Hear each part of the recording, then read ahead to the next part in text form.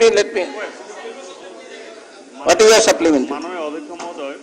माननीय मंत्री महोदय কৈছে যে অসম চুক্তি সম্পৰ্কত কোনো কম্প্ৰমাইজ নকৰে আমি ভাল পাইছো আৰু কোনো কম্প্ৰমাইজ কৰাটো নিবিচাৰে কিন্তু আমি দেখি আছো কোনে কম্প্ৰমাইজ কৰিছে বা কোনে কৰা নাই সেইখিনি ডিটেইলছ নকওঁ আপুনি মোতকে ভালকে জানে কাৰণ আপুনি আন্দোলন কৰি মন্ত্ৰী হৈছে এতিয়া আপুনি যদি একশন টেকেন চাই মাননীয় মন্ত্ৰী মহোদয় কৈছো a total 227 numbers of persons have been deported from 13/3/2013 to 31/7/2020 মানে 7 বছৰত আপোনালোকে মাত্ৰ 227 জন বিদেশী মানুহক অসমৰ বা বহিষ্কাৰ কৰিব পাৰিছে 7 বছৰত ইমান ডাঙৰ মেচিনাৰী থকাৰ পিছত অসমৰ পৰা বিদেশী খেদিবৰ কাৰণে আন্দোলনটো হৈছিল আৰু ইয়াৰ পৰিণাম ৰিজাল্টটো এইটো 7 বছৰত 227 জন আৰু আনসাৰৰ যদি আপুনি সেকেন্ড প্যাৰাগ্ৰাফটো চাই তাত মাননীয় মন্ত্ৰী মহোদয় লিখিছে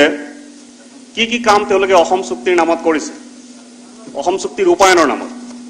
visit of NRC office by the honorable chief minister to oversee progress of NRC updation work just after taking over charge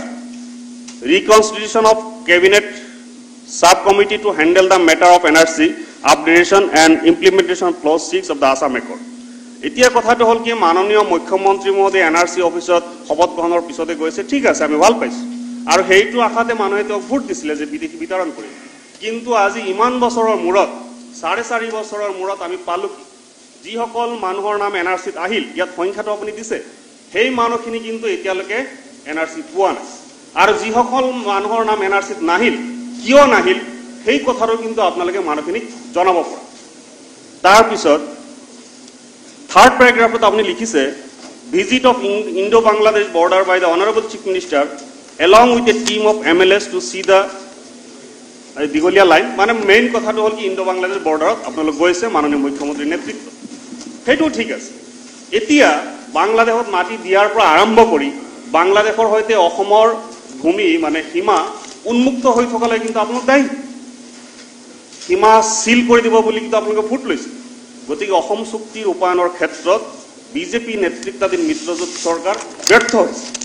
কিন্তু আপুনি যেহেতুকে কৈছে যে কম্প্ৰমাইজ নকৰে তাত লগত আপোনাৰ লগত আমি আছো কম্প্ৰমাইজ হোৱাটো আমি নিবিচাৰো এই যে ক্লজ 6 ৰ কথা আপুনি ক'লে এই ক্লজ 6 ৰ কি হৈছে কি হোৱা নাই আমি সবে দেখি আছো এই কথাবিলাক মাননীয় মন্ত্ৰী মহোদয় যদি অলপ ক্লিয়াৰ কৰি দিয়ে অসম বিধান সভাৰ পৰা এটা ক্লিয়াৰ কাট মেছেজ যাব একচুয়ালি এনআৰসি খনত হৈ আছে কি আৰু ক্লজ 6 টোত আপোনালোকে বিচাৰি আছে কি আৰু কাখন ক্লজ 6 টোৱে ভায়োলেট কৰে ন আপুনি কৈছে অসম চুক্তি পুংখানুপুংখে ৰূপায়ন কৰিব 2014 ডিসেম্বৰ 31 ডিসেম্বৰলৈকে যি সকলক নাগৰিকত্ব দিব হেতু অসম চুক্তিত ক'ত আছে এই কথাখিনি যদি ক্লিয়াৰ কৰি দিয়ে আৰু ইমান ডাঙৰ মেচিনাৰী থকাৰ পিছত 7 বছৰত মাত্ৰ 227 জন মানুহ কিয় বাংলাদেশৰ খেদিব পৰা হ'ল যদি হসাকে বিদেশী আছিল কিয় চৰকাৰখন খেদিব নোৱাৰিল এই কথাবিলাক অসম বিধানসভাৰ মজিয়াত ক্লিয়াৰ হটো ভাল কাৰণ আপোনালোকৰ বেছি দিন কাৰ্যকাল নাই মাত্ৰ সমাজ পিছত কি জানি আমি ৰিপ্লাই দিব লগা হ'ব এই কথাখিনি কৈ মোৰ বক্তব্য শেষ কৰিছো ধন্যবাদ মিনিষ্টাৰ